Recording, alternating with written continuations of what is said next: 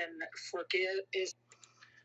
Good morning. Good morning. So, this made me think about before forgiveness is the actual act that happens.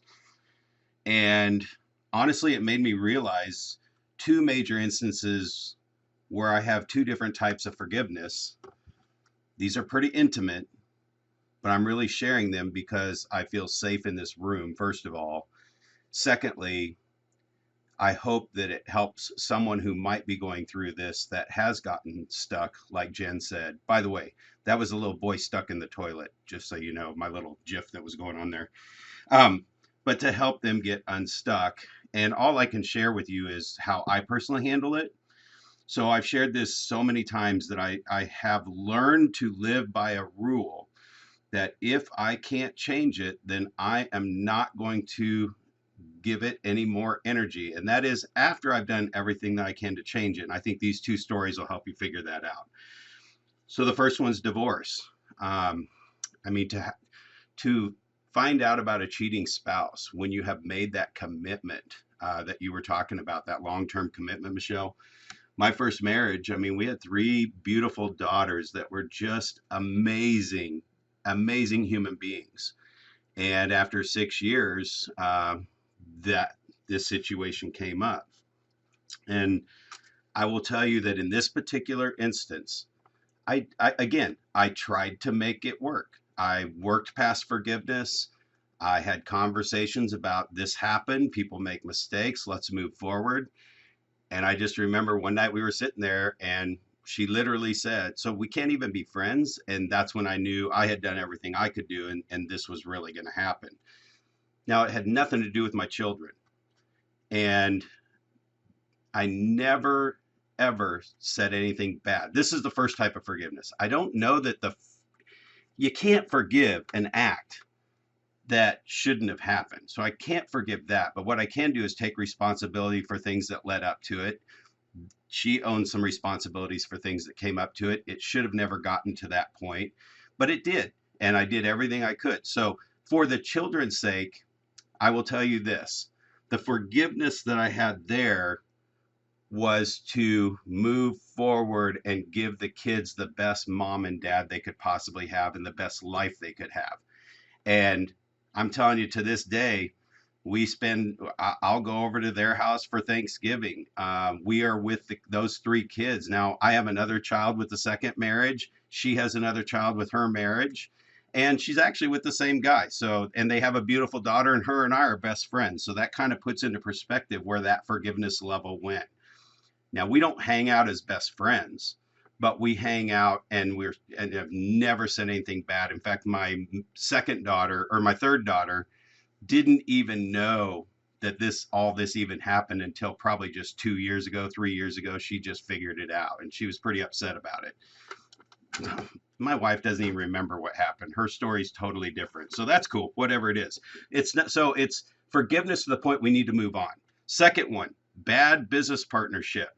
Going through life, opportunities seem to be showing up, and someone told me, get with this top team. You merge together, you two will be unstoppable together. We were going to go from, selling 100 homes a year to 300 homes a year. They have all these systems. This team, as Christian as they were, as deep in their force that they thought they had this great thing, once I got in there, they had nothing. They had a very people driven business, and I'll just call it a slave driving business. I felt very bad for everybody inside that model because everybody was starving except the two people that were running it. And so there again, it's not my business, it's theirs. I rolled my business into that almost put me out of business. My 20-year real estate business selling 100 homes a year went down to 30 sales and was almost gone before I grabbed a hold of it. Now, while I was inside, I spent an entire year trying to change and save the people that were in there. And I just kept plugging away, fighting, swimming uphill. When it got to the point that that wasn't going to happen and I broke free, here's the second type of forgiveness. This forgiveness, again, I really remember saying, "Forgive them, Father, for they know not what they're doing." They were so deep in their forest, they don't even see that they were literally taking people's opportunity to create a great real estate business or lifestyle or whatever and get out of it. They were stripping that from people and just taking everything once they couldn't make it. So that type of forgiveness, I don't give it any energy. You'll never ever hear me talk about it. If anybody even said whatever happened with, it's like, I just really don't give that any energy. It didn't work out. It was a bad deal, and people make bad decisions sometimes. And I pulled out and got out. So I'm hoping that if you can change it. I made an attempt on both of those situations, didn't happen. So if you're in that situation, try to do everything you can to make it work if you want to stay in it, or cut it off and get the heck out, and then don't give it that energy. And even the forgiveness side, like with the spouse, is like, it is in a sense forgiven. I don't know that I forgave what really happened, but life has been great. My kids are amazing. So I can't look back on it and say it was a bad thing. It's just life. It just happened, and you just roll with it. So that's my share. Yeah, hey, thank you for that, Brad. Number one, for again, it's like you always lead with your heart here, and you share really vulnerably things that some people keep close to their vest, right? And it gives the rest of us a chance to kind of breathe in and get our own handle on it from your perspective. And I think that's what we love in here, is that there are so many different ways to experience the same event, right? And how we come to it. And one thing I did hear in your conversation is that, for at least both of those examples, it seems that you are a principle-led person.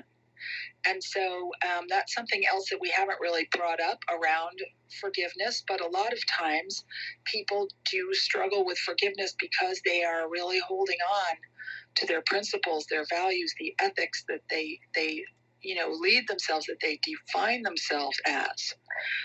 And this is another room we can do, because it's like these are very powerful for us human beings. And at the same time, they can also lock us away from some things, right? Because if we're holding on tightly to one thing, sometimes we can't reach out and grab another thing. And I'm not making having principles or values wrong at all.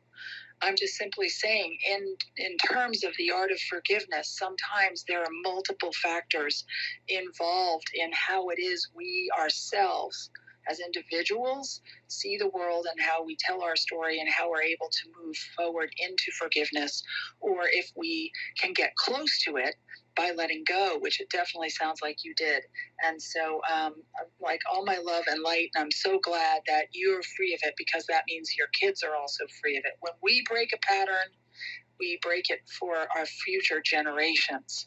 And I think that that's really important to think about also, because sometimes we can just want to hold on a little bit, but all I have to do for myself is look at my daughter and say, no, I've got to walk it first, so that she can see the example. So with that,